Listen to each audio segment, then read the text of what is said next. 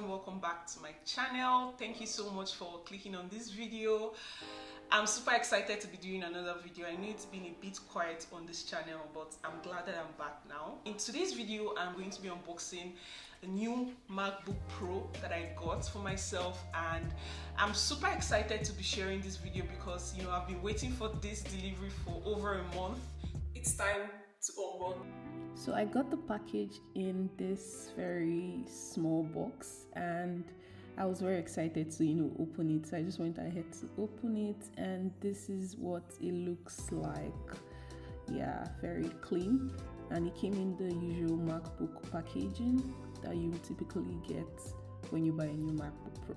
This year, Apple released 2 new versions for the MacBook, the M1 Pro and the M1 Max. These are faster versions of the initial release M1 version last year.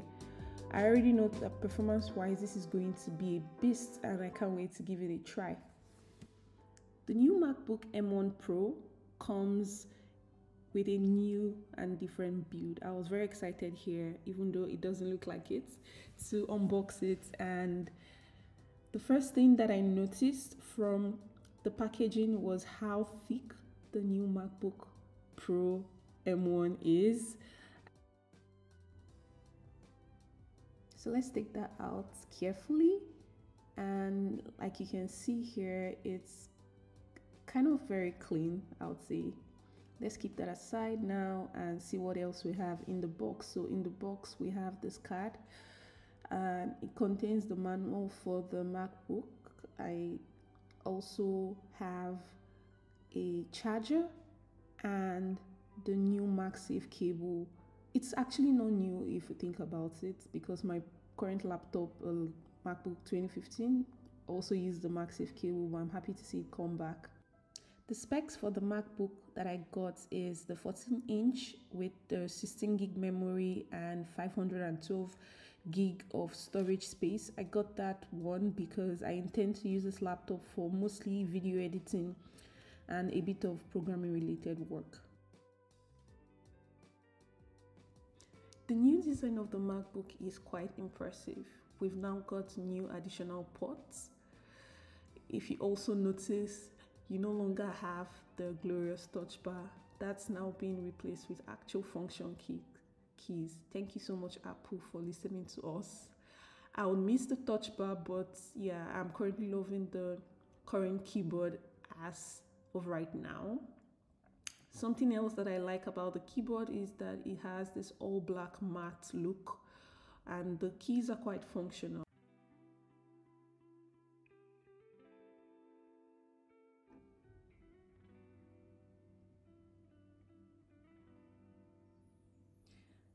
Now let's unwrap the final piece of this MacBook by taking off this paper that's currently covering the screen. Just take it out very slowly and quietly. Yeah, looks great, very nice. Now the next thing we want to do is check out what the additional ports that I mentioned the MacBook comes with.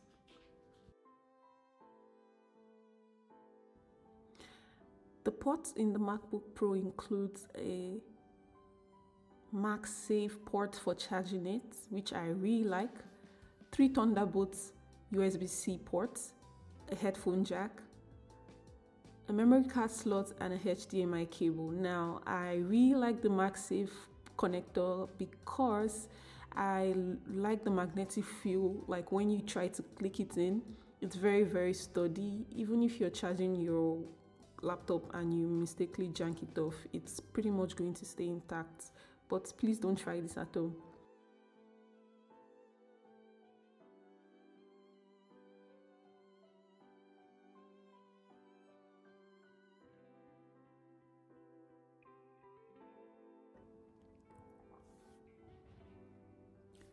Like I said, I'm very happy to see the memory card slot come back, the HDMI cable, but I'm still missing something that I really like, which is normal USB ports, like where I can plug into, for example, my hard drive.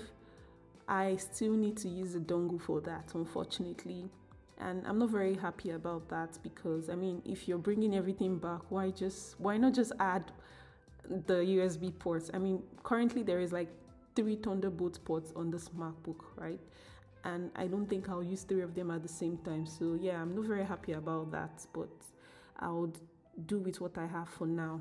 I also like the printing on the back of the MacBook that says MacBook Pro. That's very nice. And the entire MacBook Pro I love.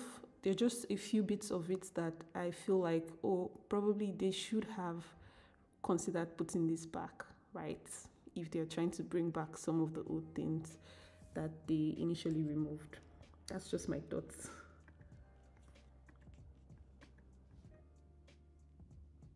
The camera on this MacBook Pro comes with a 1080p functional camera webcam, and I tested it out.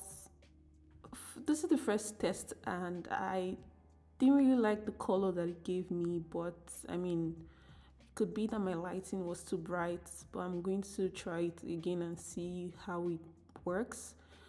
But yeah, I think if it's upgraded to a 1080p, then it should definitely be of higher quality. So I'm going to actually test that again to just see if there's any improvement in the picture quality that I get.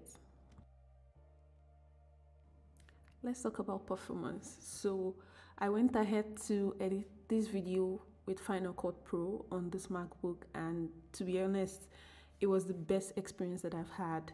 The rendering time was super fast. Like, I had no lag. Usually I would have lots of lag in my previous MacBook 2015, but editing on this machine was such a breeze, and I am definitely already seeing the effect of the M1 Pro right here. I'm going to be testing it out very soon with coding, programming, and see how that performs. Otherwise, I think this is a huge upgrade from what I was initially using. I really like the MacBook, and I'm looking forward to using it. Alright, that's a wrap. Thank you so much for watching this video. Don't forget to leave a comment and share with me what your thoughts are about the new MacBook. If it's something you're looking forward to getting, or you're not just interested about it at all, just let me know in the comment section. Please don't forget to like, give this video a thumbs up, and subscribe to my channel. I'll see you all in my next video.